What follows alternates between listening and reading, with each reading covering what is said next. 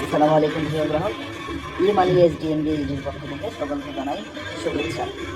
So আমরা আজকে শিখব কীভাবে ই মানি অ্যাকাউন্ট করতে হয়, ই মানি অ্যাপসে কীভাবে অ্যাকাউন্ট করতে হবে সেটা আমরা আজকে ফুল ডিটেলসে শিখে যাব।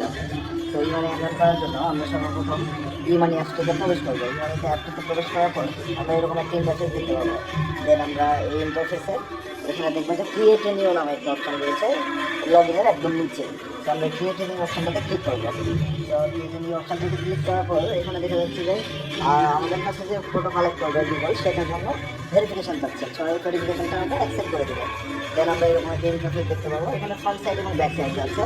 তো এখানে আমরা আমাদের পাসপোর্টের ছবিটা দিয়ে দেবো, যাতে একটাতেই দুই কাজ হতে হয়। তো আমরা সবাই অবশ্যই পাসপোর্টের ছবিটা দিলে আমাদের জন্য ইজি হয়। তো এখানে আমরা আমাদের পাসপোর্টটা দিয়ে দিলাম, দিয়ে নেক্সট করে দিলাম। পাসপোর্টের একদম ক্লিয়ার ছবি দিব, স্ক্যান কপি থাকে সেটা স্ক্রিনশট নিয়ে দেবো। যে এই যে পাসপোর্টের ছবি দিলে সাকসেসফুল আসলে এরকম একটা ইন্টারফেস আসবে।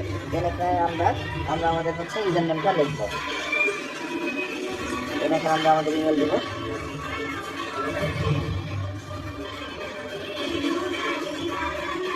দেন আমাদের মোবাইল নাম্বার দিব।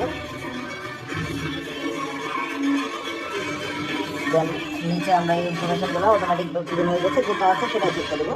তারপর আমরা এখানে পাসওয়ার্ড দিব। এখানে অ্যাকাউন্টে পিন দিব।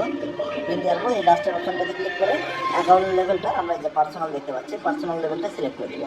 সিলেক্ট করে দেওয়ার পর নেক্সট করবো। এখন পিন করাবো, যখন নেক্সট করবো এই ইন্টারফেসটা আমাদের সামনে আসবে। যখন আমরা এই অ্যাকাউন্টে যে পিনটা দিয়েছি এই পিনটা দিয়ে এখানে ভেরিফাই করবো। দেন আমাদের অ্যাকাউন্টটা সিম্পলি ওপেন হয়ে যাবে। ওপেন হয়ে গেলে আমরা এখানে অ্যাকাউন্টের এরকম একটা ইন্টারফেস দেখতে পাবো। এরকম একটা ইন্টারফেস দেখতে পেলে এখানে আমরা আমাদের এজেন্টের মোবাইল নাম্বার পেয়ে যাবো। এজেন্টের হোয়াটসঅ্যাপে আমরা নক করবো। এখান থেকে সিম্পলি হোয়াটসঅ্যাপে নক করতে পারবো। হোয়াটসঅ্যাপে নক করে আমরা এজেন্টকে অ্যাকাউন্টটা ভেরিফাই করার জন্য বলবো। অ্যাকাউন্টটা ভেরিফাই হয়ে গেলে আমরা অ্যাকাউন্টে ডিপোজিট করে লেনদেন শুরু করতে পারবো।